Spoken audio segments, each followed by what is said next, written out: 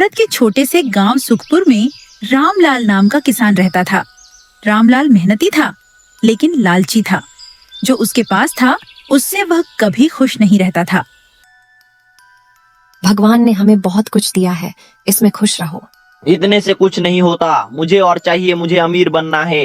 बेटा रामलाल, ईमानदारी और संतोष ही सच्ची दौलत है। इसलिए अमीर बनने के चक्कर में कोई गलत काम मत करना। अरे काका, बिना लालच के आजकल आदमी कभी आगे नहीं बढ़ता, मुझे मत सिखाओ। एक दिन रामलाल को पता चला कि गांव के बाहर एक बड़ी जमीन बिक रही है। वह जमीन देखने जाता है। अगर ये जमीन मेरी हो जाए तो मैं गांव का सबसे अमीर आदमी बन जाऊंगा। अरे रामलाल भाई, ये चावल कम क्यों लग रहे हैं? गरीब आदमी लेना है तो लो, नहीं तो निकल जाओ मेरी दुकान से। धीरे धीरे रामलाल ने बेईमानी शुरू कर दी। रामलाल धीरे धीरे गांव में अपने लालच के कारण अलग दिखने लगा। कुछ ही समय बाद गांव में सूखा पड़ गया। फसल खराब होने लगी और पैसा भी खत्म होने लगा। गांव वालों को रामलाल की बेईमानी का पता चल गया और अब कोई उसकी मदद नहीं करना चाहता। एक रात तूफान आया, घर और बची खुची फसल बर्बाद हो गई। हे भगवान, मुझसे क्या गलती हो गई, मुझे माफ कर दो। अगली सुबह वही काका चलते हुए रामलाल के पास पहुँचे।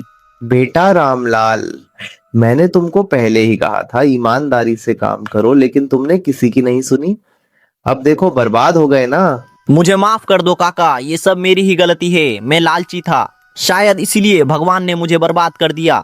आज से मैं ईमानदारी से जीवन जीऊंगा। गांव वालों, मुझे अपनी बेईमानी का फल मिल गया।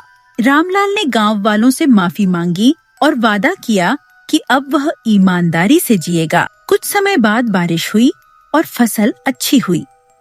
रामलाल अब खुश था क्योंकि उसके दिल में संतोष था। अजी, अब तुम बदल गए हो, इसी तरह रहा करो जी।